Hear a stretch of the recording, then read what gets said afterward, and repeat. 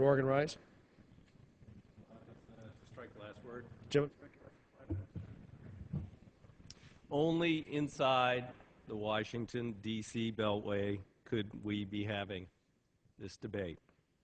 The taxpayers are demanding that we tighten our belts and save money.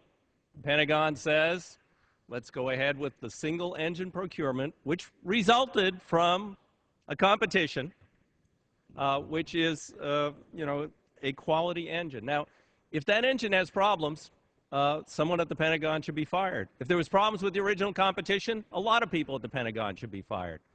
And maybe we ought to look at overhauling the procurement process. But to say now, well, we've got a good engine, they want a competition, but we got another company that really wishes it had won the competition but didn't win the competition, and now they still want to build an engine and the taxpayers should subsidize it, which is what this is all about. Only cost $2.9 billion for them to develop an alternative engine, only $2.9 billion. Inside the Washington, D.C. Beltway, that's not real money. I guess the joke is, inside the Washington, D.C. Beltway, how many jet engines does it take to fly a single-engine fighter? Now, most Americans would think, well, that's probably not a joke, and it would be one, right? Single-engine fighter. No, it's two. Now, if we need two on the ground, maybe we need two in the air. Maybe we ought to redesign the plane. One from one company and one from the other. In case one flames out, we got one left at least to bring the plane back. I mean, if we're so worried about reliability, maybe we ought to just start all over again. Come on, guys. Let's not be ridiculous here. Two supply chains, two sets of mechanics, two sets of spare parts. Oh, wait a minute, this plane broke down over here, and the mechanic there and the spare parts are for the other plane. Oh, we got to keep them sorted out by which engine they got, where they are, where they'll fly in the world, what mission they'll go on, which mechanics we send, which supply chain we send forward. No, this is not going to save money. This is not going to save money.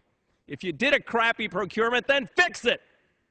But don't say, let's do another procurement in the way the Pentagon always does things, which will inevitably be another cost overrun procurement. So it won't only cost $2.9 billion to develop the alternative engine. We'll hear 6 months from now, a year from now, oh, well, we thought we could develop an alternative for 2.9, but it'll be 10, but don't worry, it'll still bring down the overall costs.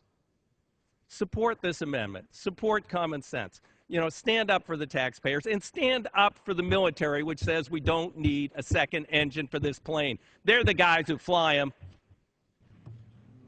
Gentleman yields back.